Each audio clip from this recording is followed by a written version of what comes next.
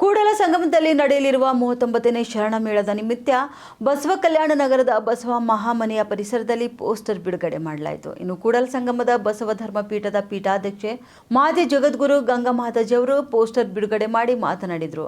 ಜನವರಿ 12, 13, 14ರಂದು ಕೂಡಲ ಸಂಗಮದಲ್ಲಿ 39ನೇ ಶರಣ ಮೇಳ ನಡೆಯಲಿದ್ದು, ಬಸವಾದಿ ಶರಣರ ತತ್ವ ಸಿದ್ಧಾಂತಗಳ ಪ್ರಚಾರ ಹಾಗೂ ಪ್ರಸಾರದ ಉದ್ದೇಶದಿಂದ ಶರಣ ಮೇಳ ಆಯೋಜಿಸಲಾಗಿದೆ. ಹಾಗಾಗಿ ಬಸವ ಭಕ್ತರು ಹೆಚ್ಚಿನ ಸಂಖ್ಯೆಯಲ್ಲಿ ಪಾಲ್ಗೊಳ್ಳಬೇಕು ಎಂದು ತಿಳಿಸಿದರು. ಇದೇ ಸಂದರ್ಭದಲ್ಲಿ ರಾಷ್ಟ್ರೀಯ ಬಸವ ದಳದ ಹುಲ್ಸೂರು ತಾಲೂಕು ಅಧ್ಯಕ್ಷರಾಗಿ ಬಸವಾಭಿಮಾನಿ ದತ್ತಾತ್ರೇಯ ರಘು ಅವರನ್ನು ನೇಮಿಸಿ ಸನ್ಮಾನಿಸಿ ಗೌರವಿಸಲಾಯಿತು. ಶ್ರೀ ಗುರು ಬಸವಲಿಂಗಾಯ ನಮಃ.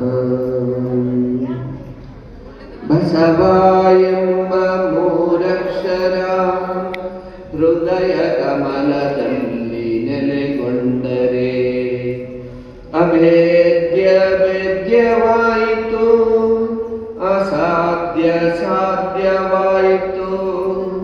ಇಂದು ಲೋಕಲೌಕಿಕದ ಕುಭಾಷಯ ಕಳೆದು ಲೋಕಾಚರಣೆಯ ಅತಿಗಳೆದು ಭಕ್ತಿ ಬರವಪ್ಪುದು ಕೂಡಲ ಚನ್ನ ಸಂಗಯ್ಯನ